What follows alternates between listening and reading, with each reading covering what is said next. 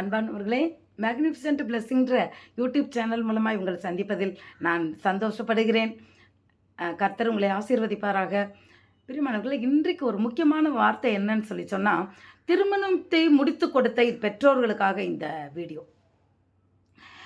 நான் என் பிள்ளைக்கு திருமணம் முடிச்சிட்டேன், பொண்ணுக்கோ பையனுக்கோ. அந்த அன்பு பெற்றோர்களுக்கு ஒரு வார்த்தை என்ன அப்படின்னு, நல் வார்த்தை என்னன்னு சொன்னால், இனி உங்கள் பிள்ளைங்க வாழ்க்கையில் நீங்கள் தலையிடாதீங்க. நீங்கள் பெற்றங்க, நீங்கள் படிக்க வச்சிங்க, நீங்கள் வளர்த்தீங்க, வேலைக்கு போனாங்க, அவங்களுக்கு ஒரு நல்ல துணையை தேடி ஆடம்பரமாக அழகாக தேவனுடைய சித்தப்படி நல்ல ஒரு திருமணத்தை முடிச்சிட்டிங்க. உங்கள் கடமை முடிந்து விட்டது.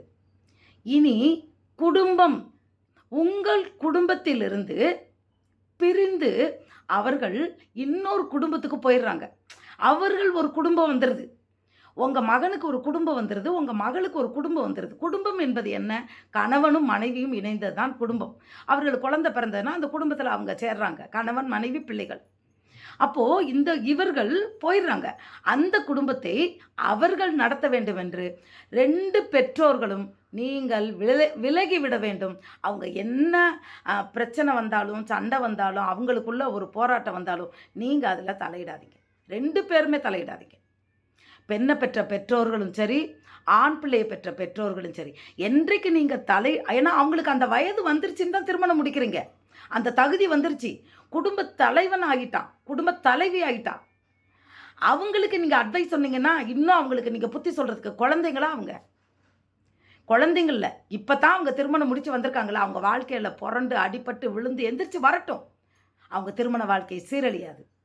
ஆனால் என்றைக்கு பெற்றோர் நீங்கள் தலையிடுறீங்களோ, உங்கள் பிள்ளைங்க திருமண வாழ்க்கையை நீங்கள் கெடுக்குறீங்கன்னு அர்த்தம். அவங்க நிம்மதியெல்லாம் போக்குறீங்கன்னு அர்த்தம். திருமணம் முடித்த பெற்றோர் உங்கள் பிள்ளைங்களை விட்டு கொஞ்சம் தள்ளிடுங்க. அவங்க உங்கள் வீட்டுக்கு வந்தாங்கன்னா அதுக்குன்னு நீங்கள் அவங்களுக்கு சாப்பாடு போடாதீங்க, அவங்களோட உறவு வைக்காதீங்கன்னு சொல்லவே இல்லை.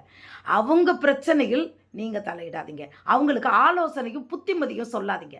மெயினாக பெண் பிள்ளைகளை பெற்ற பெற்றோர்களுக்கு, ஒரு சில ஆண் பிள்ளைகளை பெற்ற தாய்மார்களுக்கு, தகப்பன்னு கூட சொல்லக்கூடாது.